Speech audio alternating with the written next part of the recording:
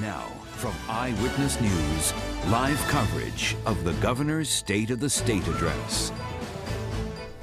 And we're just moments away from the Rhode Island Governor's State of the State Address. Good evening. I'm Mike Montecalvo. And I'm Shannon Hagee. Governor Gina Raimondo ready to give her remarks on where Rhode Island stands and where she hopes that we're going. And we're joined by Eyewitness News political analyst Joe Fleming, who joined us earlier this evening. Joe, I think it's going to be a similar speech we've heard so many times in an election year, highlighting your accomplishments. Mike, absolutely. It's an election year. We have to expect an election speech. So I think she's going to talk about what she's accomplished over the past 4 years.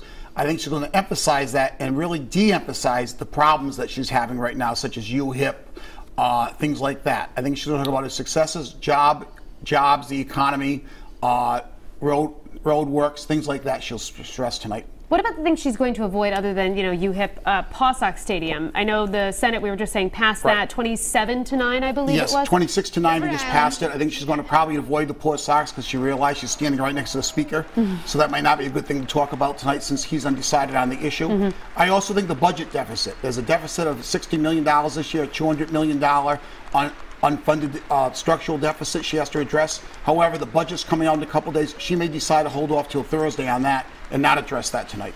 All right, we see the governor right there. She's just entering. She's going to say hello to a few people before she gets to the podium. The deep dive happens at the end of the week where these lawmakers are really starting to dissect. She has to win both parties over or just her own party? She has to just win the Democrats over. She needs to get 60% of the votes in the House to have the budget passed. And I think, she'll have to work with the Democrats, and obviously the budget that goes in may not be the same budget that comes out when we get to the budget.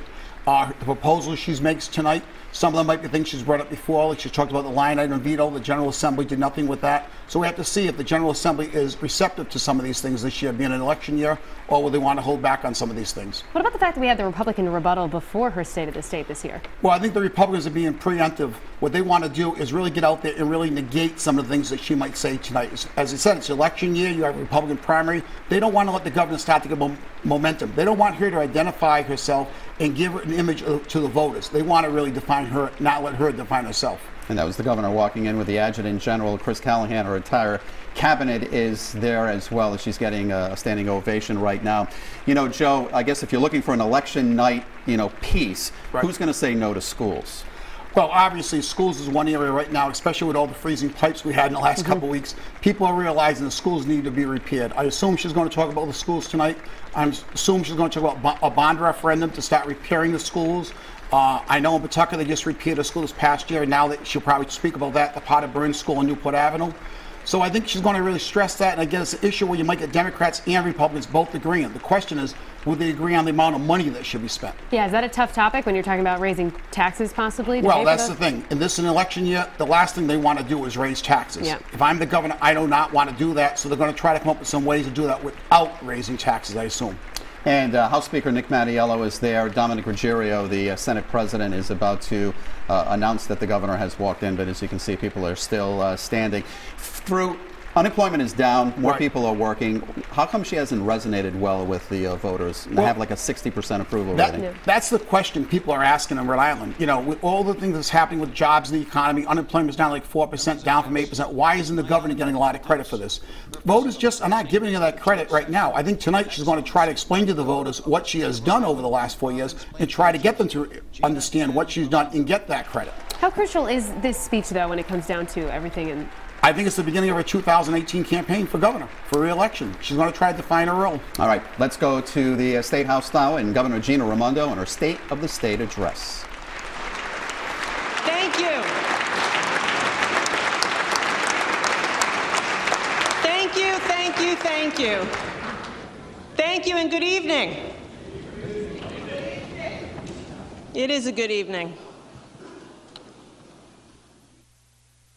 Mr. Speaker, Mr. Senate President, members of the General Assembly, distinguished guests, my special guests, my family, my husband Andy and my son Tommy and my daughter Cece.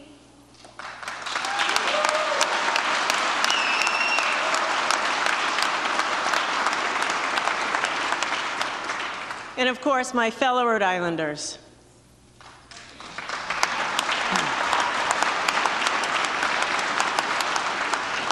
Tonight I stand before you filled with optimism for our future. Because tonight, we begin this year stronger than we've been in decades.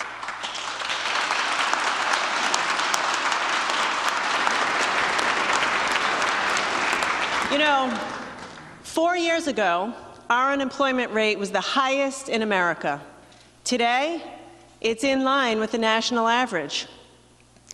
The number of people filing for unemployment insurance last year was the lowest it has been in 50 years.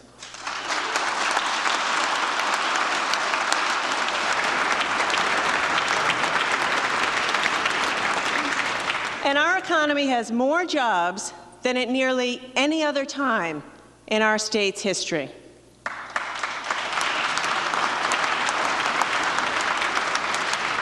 We've cut our deficit in half, TF Green is booming, and we are the first state in America to teach computer science in every public school.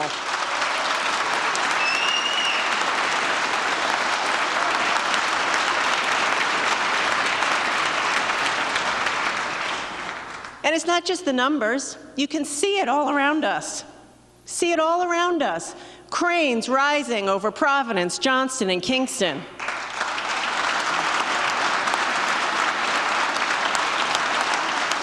Construction crews fixing roads in every part of our state. And the best part? Hope. Hope in the eyes of our friends and our family, who finally have a good, steady job. We've made all this progress together. And I'd like to begin tonight by saying thank you. I'd like to say thank you to everyone who's been a part of it, beginning with the legislature. Thank you. Thank you for your partnership.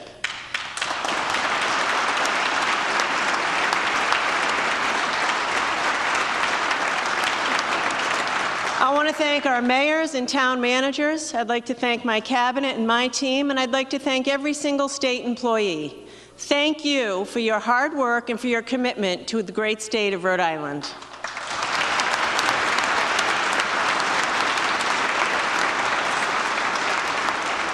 But of course, as always, the real credit goes to the people of Rhode Island. People like Lisa and Alan Tortolani. Alan grew up in Burrillville, and he went to school in Pawtucket. And after college, he fell in love with a beautiful girl from New Jersey. Now, I could relate to Alan, because as a Rhode Island girl who fell in love with a guy from Michigan, he and I hit it off right away.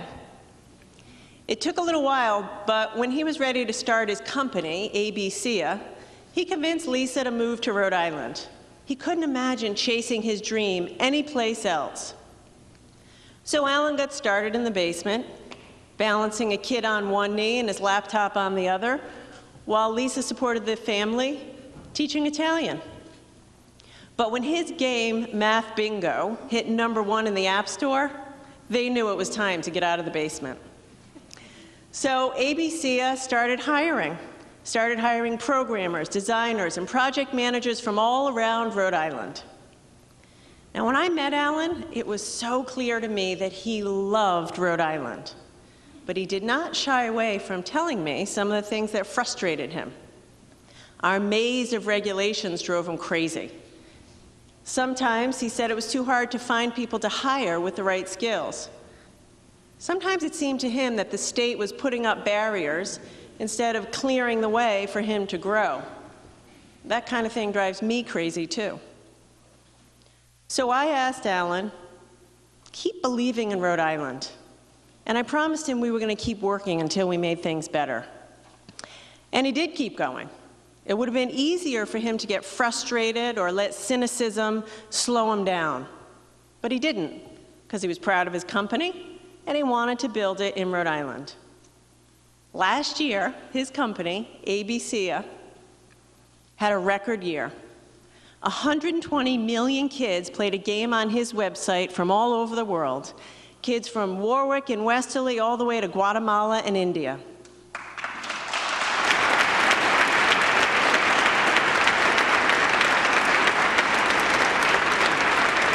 Now, since since 2015, we've come together to fix many of the things that have frustrated Alan and frustrate so many of us. We've cut over 3,000 pages of regulations, we've cut red tape, and we've cut taxes every single year.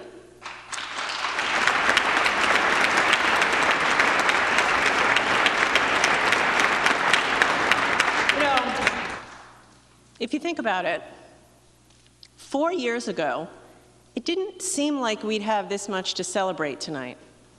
At that time, our economy had run out of gas. We weren't positioned for growth in the new economy. 1 out of 4 of our bridges was falling apart and crumbling. We didn't even have a plan to fix them. But the worst part, people were losing pride. They were losing their pride because they'd been out of work for so long. And some people thought state leaders weren't listening, and they were losing confidence in our whole state. So we came together 4 years ago, and we decided that we were going to chart a new course. We said we're going to change the old way of doing things so we could do better by Rhode Islanders. Now, our progress didn't just happen. It wasn't an accident. And by the way, it wouldn't have happened if we just kept doing things the same old way. But we had a willingness to try a new approach. We had a commitment to build a new economy. And we weren't going to settle for anything less for our kids or for our future. And since then, we've come a long way. But I'd say we're only in about the 3rd inning of our economic comeback. So tonight I say, let's keep going.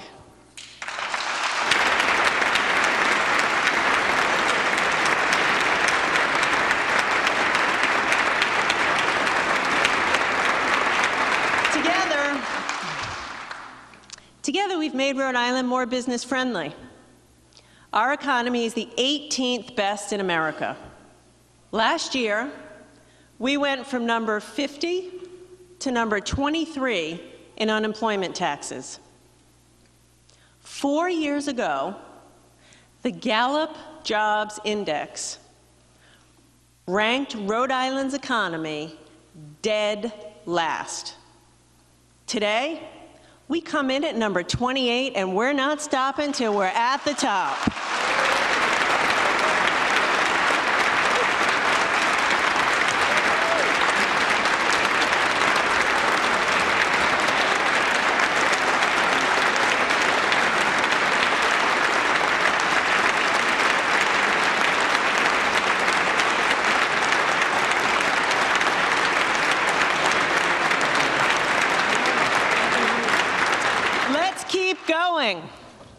We've proven that you can grow the economy and protect the environment at the same time. We're the only state in America with an offshore wind farm. We're on track to make our energy system 10 times cleaner by 2020. And since 2014, we've added over 5,000 green jobs, a 66% increase. Let's keep going.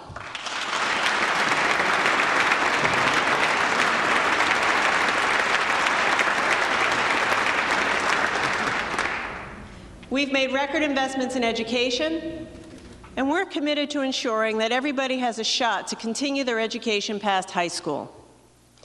Today, there are 3 times as many public pre-K classrooms as there were 4 years ago.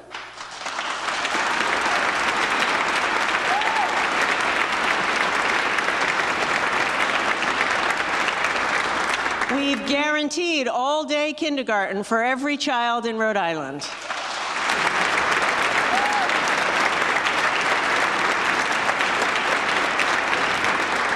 And this year,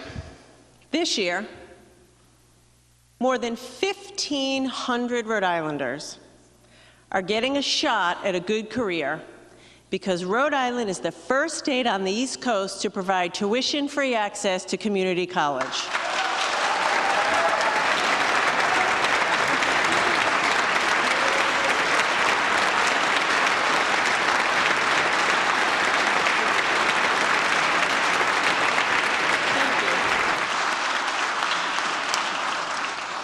But there is still so much more to do. So let's keep going. Let's continue to support our veterans.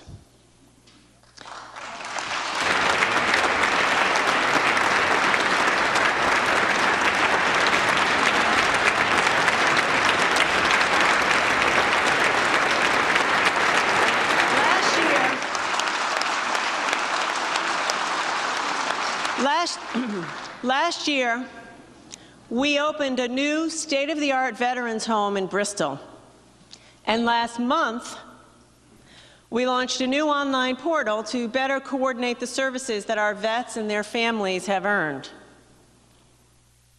To everyone who wears or has ever worn our nation's uniform, and to your families, we say thank you.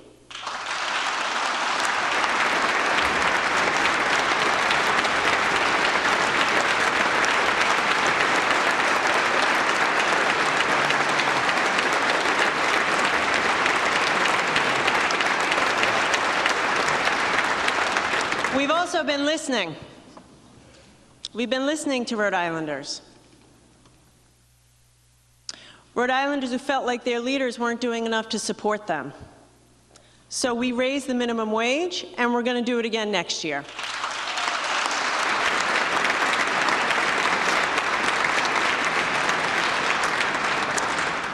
We passed paid sick leave, because no Rhode Islander should have to choose between a paycheck and staying home to take care of a sick child.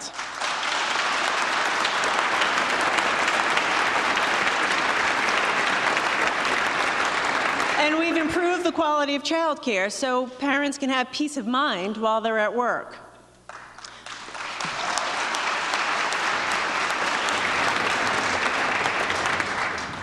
We've also been listening to seniors like my mom. She and so many say it's just too hard to live on a fixed income. So we heard you, and we cut the taxes on your Social Security income.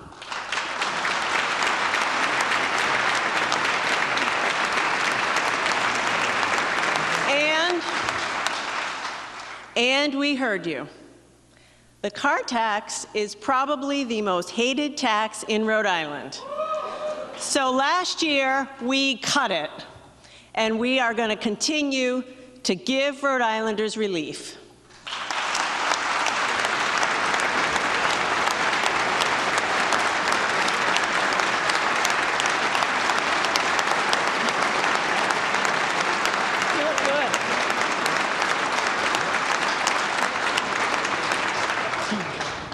The progress that we've made together, working together, it's undeniable. It's all around us.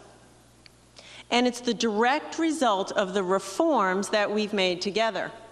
So let's keep going with these bold reforms. Let's continue to chart our new course.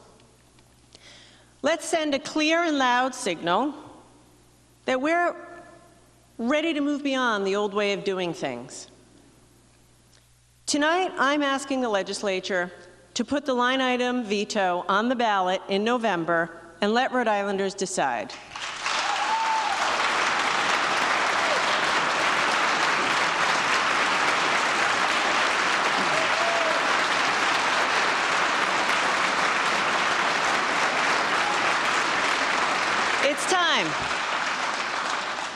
It's time. 44 other states, including Massachusetts, already have it, and they use it to eliminate waste and give taxpayers confidence in their government. Rhode Islanders deserve the same thing. Now, I know every single member of this chamber cares deeply about Rhode Island, and you work hard every day for the people of our state. So I'd like to spend a little time tonight sharing the stories of some Rhode Islanders. These are the folks that inspire us to keep going and do our work.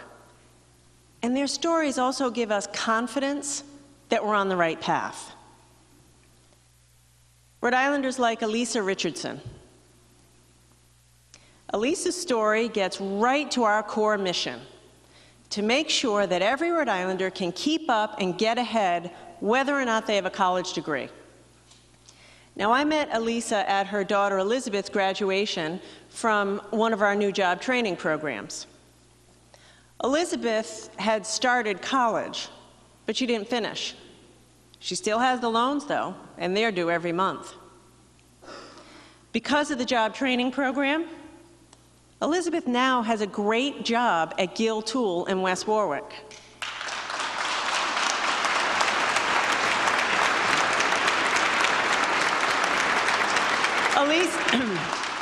Elisa's son James studied electronics at the Warwick Career and Tech Center, and he's now one of thousands of Rhode Islanders that Electric Boat has hired in recent years. And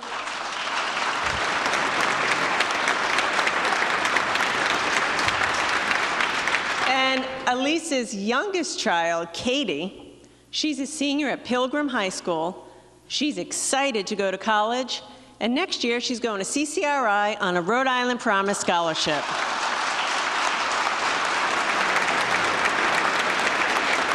Elisa's here tonight.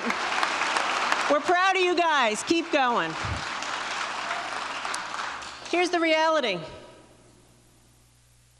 The reality is that 70% of good-paying jobs in Rhode Island do require some degree or credential past high school. Not all of them require a college degree. So it's on us. It's on all of us to make sure that every single Rhode Islander has the job training and education that they need to get a good job.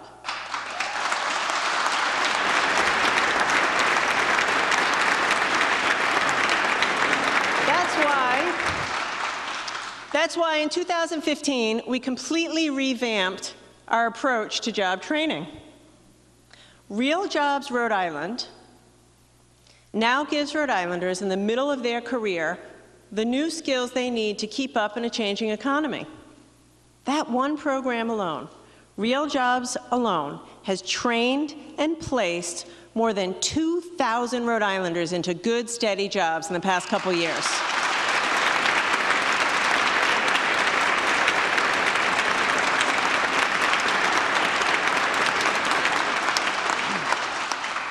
We've also expanded more than 24 career and tech programs in our high schools, like the welding program at Coventry High School.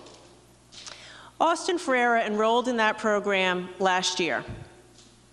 He graduated in June with a high school diploma and a welding credential.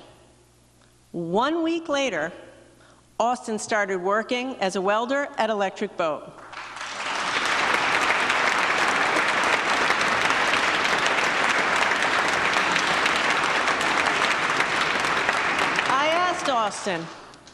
I said, Austin, do you like your job as a welder?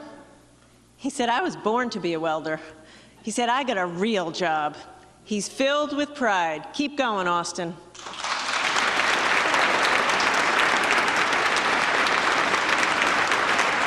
So tonight I'm proposing that we expand our job training initiatives and we expand our technical training in our high schools.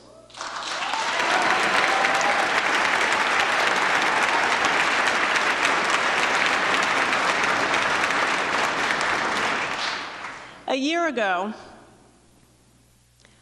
ago, we opened the Westerly Higher Education Center. It trains people for jobs at local companies. It's been an unbelievable success.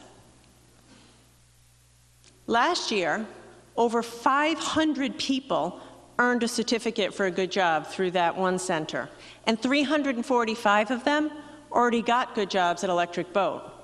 Let's keep going.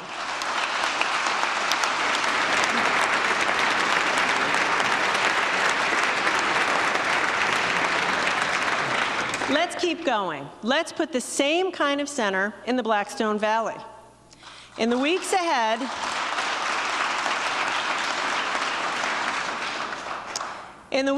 we'll announce a new public-private partnership to establish the Northern Rhode Island Higher Education Center, which will provide hands-on training and a path to a good job without a four-year college degree.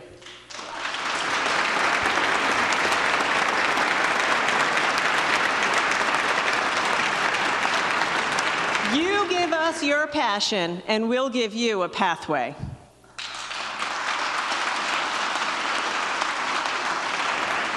Small businesses have always been, and are today, the engine of our economy. In fact, small businesses employ about half of our workforce. And that's why we've made investments to support small businesses. A couple years ago, we announced 10,000 small businesses, a unique partnership at CCRI that helps small business owners learn the skills they need to take their company to the next level. Since then, more than 100 companies have gone through the program. These are local stores, jewelry shops, small food companies. These are our friends and neighbors who pour everything they've got into their small business. Nearly every one of the companies that's gone through the program has added jobs, including Evan Oliveira, a Navy veteran from East Providence. For years, Evan worked a desk job that he tolerated, but on the side, he had a small cleaning business that he loved. His company, the cleaning business, was growing. One day, he finally got up the courage to tell his family he was going to quit the day job and do the cleaning company full-time. As you can imagine, he really needed to make this cleaning company work. But he needed some capital. And his business was too small, so banks wouldn't lend to him. So he applied for a loan through a new loan program that we started for small businesses in 2015. With that $10,000 loan, he was able to buy the equipment that he needed to support his new contracts. Since then, Evan's business has tripled.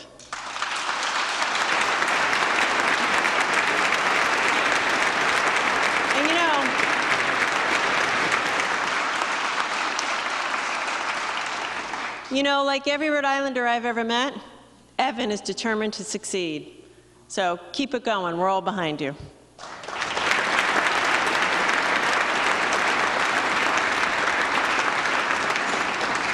Rhode Island small businesses are expanding because of these loans. We know they're working. So tonight I'm committing to doubling the number of loans awarded by the end of this year.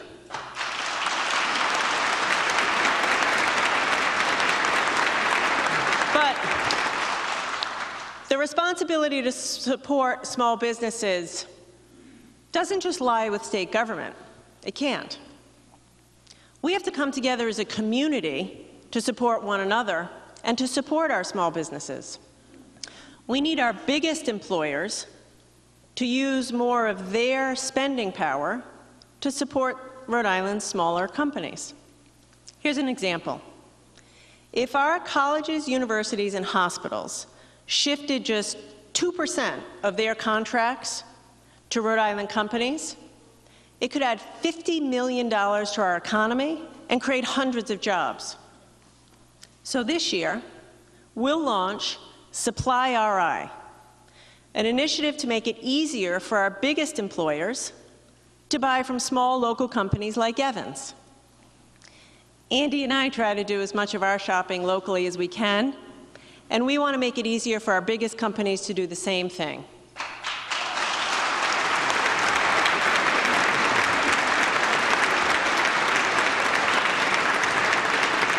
Now, most of our manufacturers are small businesses too. For every electric boat, there are dozens of smaller manufacturers like Swiss Line Precision in Cumberland or Far Sounder in Warwick.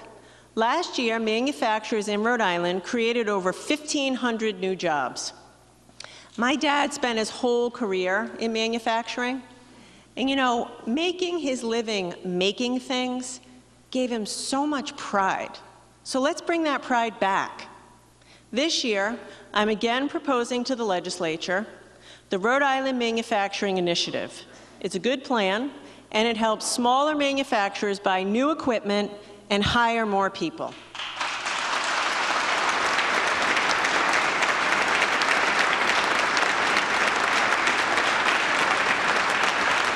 Now, our number one priority, our first priority, will always be to support the businesses that are already here. But if we're going to make sure that every single Rhode Islander has a good job, we also need to recruit new businesses to Rhode Island. Now, the good news is that for the first time in a long time, companies are moving here and expanding here, mostly because they want to hire Rhode Islanders. But for decades, we just sat back and we watched as Massachusetts rebuilt. Boston and its suburbs flourished, and we all saw it. The mill buildings along 95 and the Blackstone River, they were vacant and they were crumbling. Now, that didn't just happen in Massachusetts. That wasn't an accident. They had a plan. They had a strategy to create good jobs and put cranes in the sky. They used job training and incentives to create thousands of jobs. In fact, Massachusetts and nearly every other state in the Northeast still uses incentives and job training, and they've all been doing it for years. Until recently, though, we didn't. Our leaders didn't have much of a strategy. And because of that, Rhode Islanders got hurt. And the few times that they did take action, they either put all their eggs in one basket or chased special deals. Any way you slice it, Rhode Islanders got hurt. So in 2015, we created a strategy combining job training and incentives that enables us to compete and prevent the special deals of the past. The results are in. The new approach is working. In the last 2 years, we've recruited 22 companies to Rhode Island. That's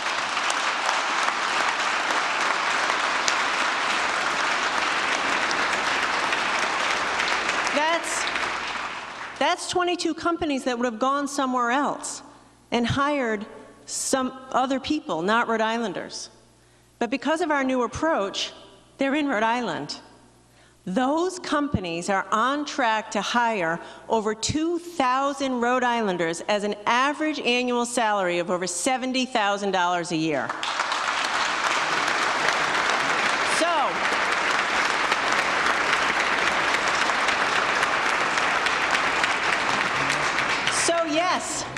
Yes, our new approach is working. It is beginning to work. It is working, and Rhode Islanders are getting good jobs because of it. And we need to keep going, because if we go back to the same old way of doing things, Rhode Islanders are going to get hurt and left behind. So tonight I say, let's keep going.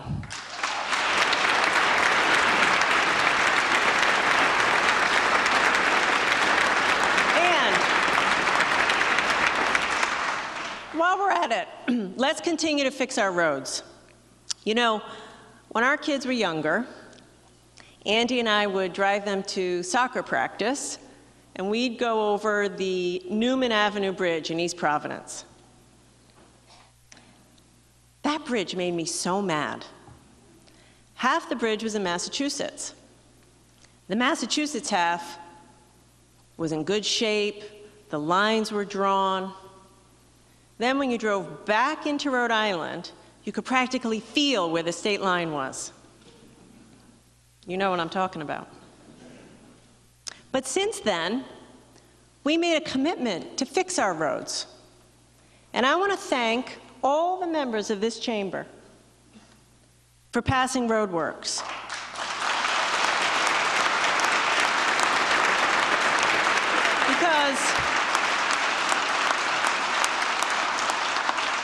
Because you did that, because you passed roadworks, it's allowed us to fix dozens and dozens of roads and bridges all over our state.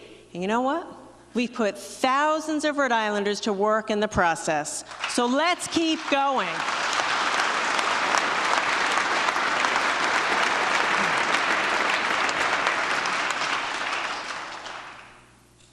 Now I want to talk for a minute about a fight that we cannot afford to lose, and that's the overdose epidemic. The opioid crisis remains the most urgent public health crisis that we face. And it's taking people away from us in every single city and town and community all across our state. Now, in the last 2 years, we've made it a top priority. And as a result, overdose deaths were down in Rhode Island last year by 8%. But even one death is too many. So the budget I'll send the legislature this week continues to fund what's been working. But we got to do more. If we're going to save lives, we have to support people's recovery. One of the members of our opioid task force, who's here tonight, Jonathan Goyer, he's often told me that his job is critical to his recovery. And that's true for so many people. So this year, we're going to create a new job training program for people in recovery. Because we know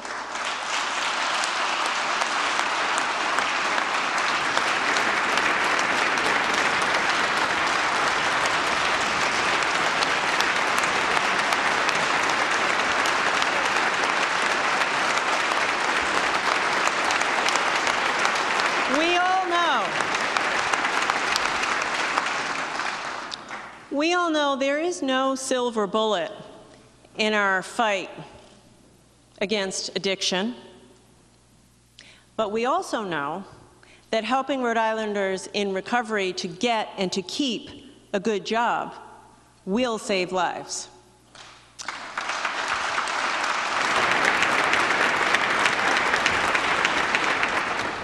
I also want to talk about another topic that we don't talk enough about because of the unfortunate stigma, and that's mental health. I hear from people all the time that they or their loved ones can't get access to good mental health care. Rhode Islanders who are beside themselves because they can't get good mental health care. And you know what the #1 reason is? Their insurance companies won't pay for it. That needs to stop.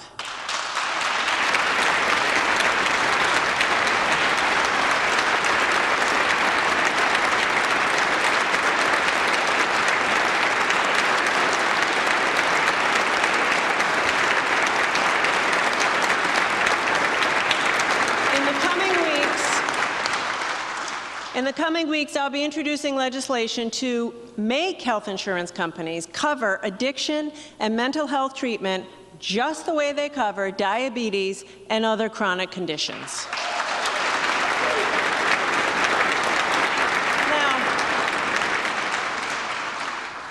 let's talk for a few minutes about what we're going to do with our school buildings. Last week, schools all across our state had to close and send the students home. All across Rhode Island, there are teachers, we've all seen it, teachers putting trash bins in the middle of the classroom to collect the water dripping from the leaky ceiling. Teachers and students going home sick because of mold. Rhode Island school buildings get a failing grade. It's just not acceptable. And like anything else, the longer we wait, the more expensive it gets to fix it.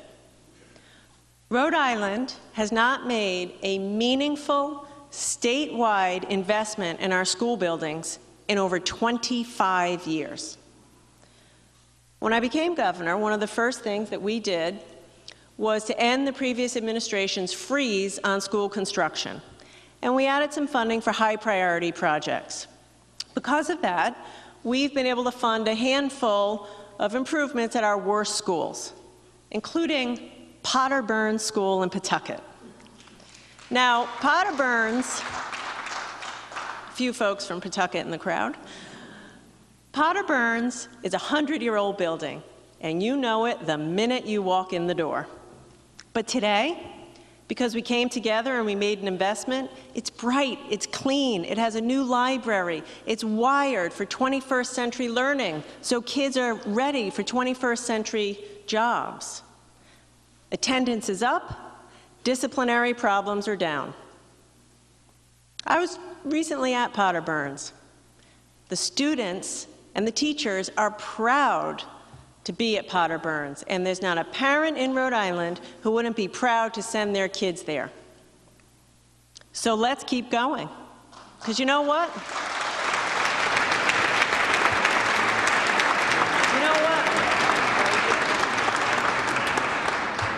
Our kids deserve to know that we value them. So tonight, I'm calling on all of us to take action. Let's come together and make a once-in-a-generation investment to fix our public schools.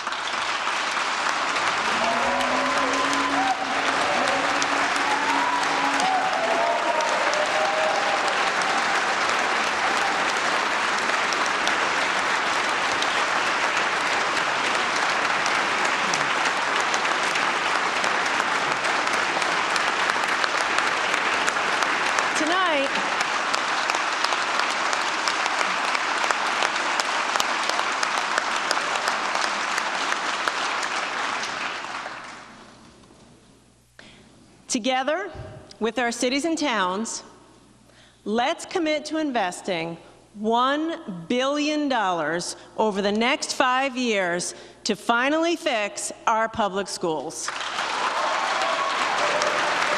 Now,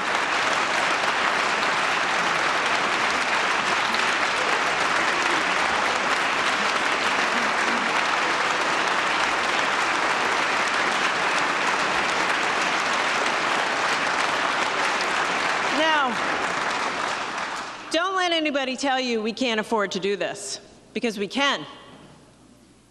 I would say we can't afford not to.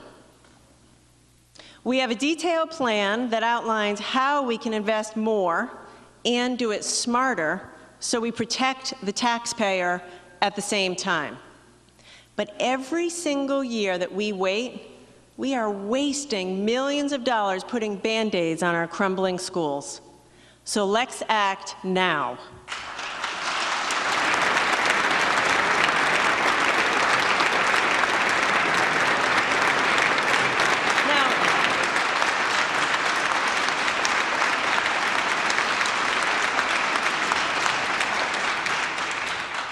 My fellow Rhode Islanders, we're making real progress.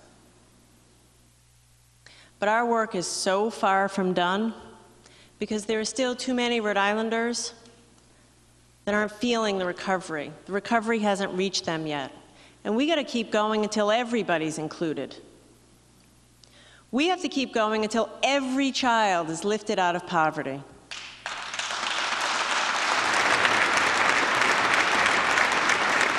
Until every child can attend a flourishing public school.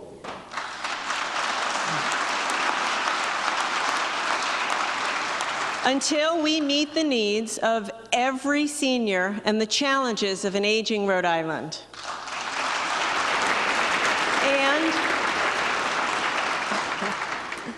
And until every Rhode Islander has a shot at a good job. And you know what? Let's stay at it until every Rhode Islander can go to work free from harassment, abuse, or bullying.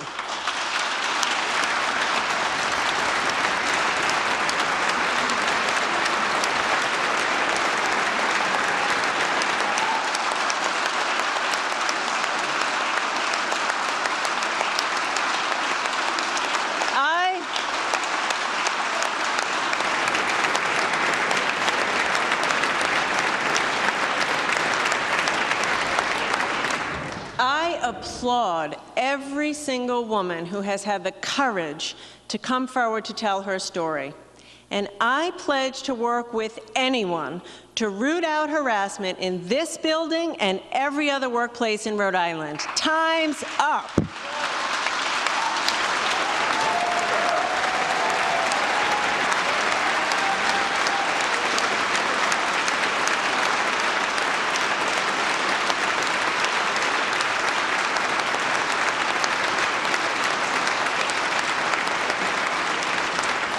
We also have to come together to make sure that the uncertainty coming out of Washington doesn't derail the progress that we're making right here at home.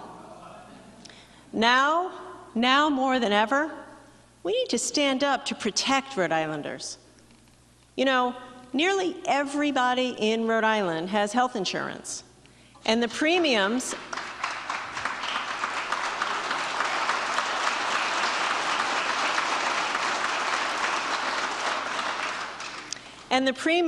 on our health exchange are the lowest in America. And when the politicians in Washington tried to take health care away, we spoke out and we stopped it. And we are not going to let Washington take the health care away from people in Rhode Island.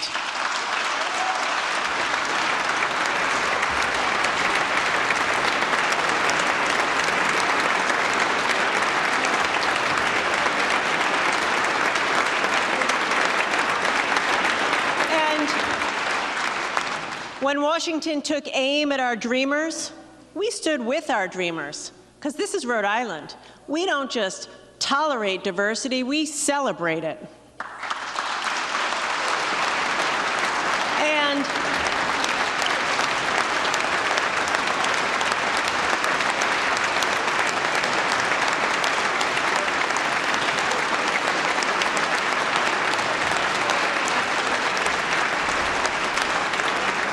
And last week, when President Trump announced a plan to open our coastline to drill for oil, we, the people of Rhode Island, stood up and said, "Not on our watch."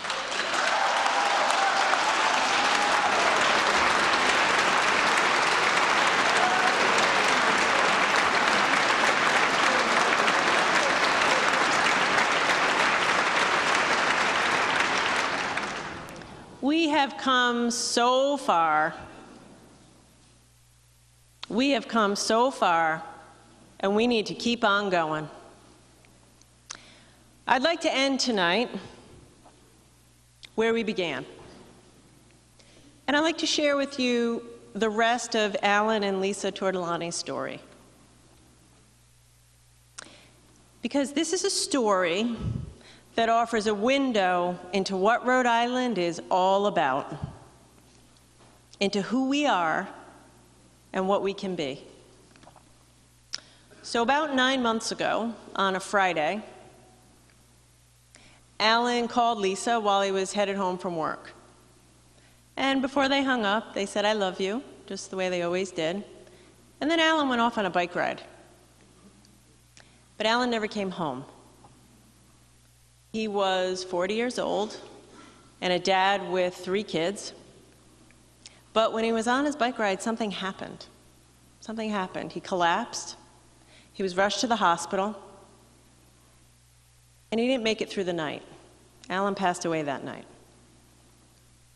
And his wife and kids miss him every single day. Now, somehow, Lisa's found the strength to pick up the pieces. She keeps going.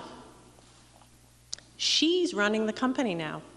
She's running ABCA, honoring Alan's work and taking the company to new heights and deepening the commitment to Rhode Island. So recently I asked Lisa, I said, "Why are you so committed to Rhode Island?" I mean, she wasn't born here, she didn't grow up here, much of her family's still in New Jersey. You know what she told me? She said, "It's the community." She said, "I've never lived any place with a community as strong as Rhode Island, with a community as tight-knit, as generous, as big-hearted as Rhode Island." Alan's been gone for about 9 months. Lisa can't remember a single night that a friend or a neighbor or someone from church hasn't brought dinner over for her and the kids. That's who we are. That's the state we love. And that's what Rhode Island is all about.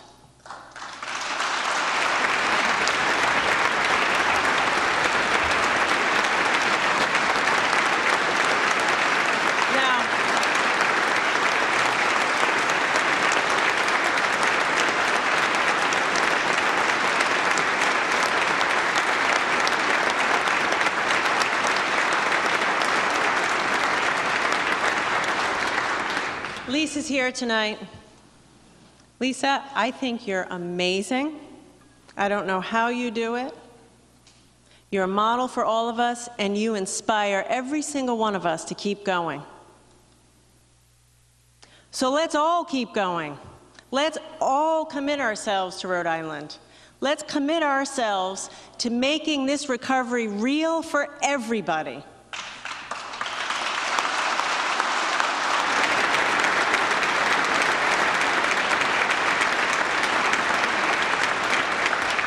Let's stand up for our values. Let's protect Rhode Islanders and the progress we've made. You know, the Tortolanis love Rhode Island, not because it's perfect, but because of the people who wake up every single day determined to make our state better. They love it for the same reasons we all do, because it's home. Thank you. God bless Rhode Island.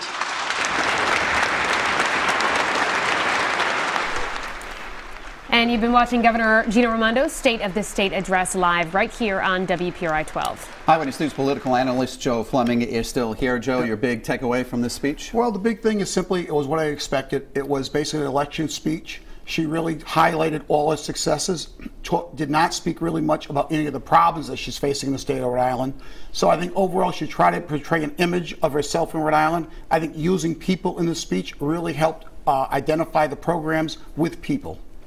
All right, Joe, thank you. And we'll have complete coverage of the governor's State of the State address coming up on Eyewitness News at 10 over on Fox Providence and right here on Eyewitness News at 11. And you can always get the latest on WPRI.com. We'll see you later tonight.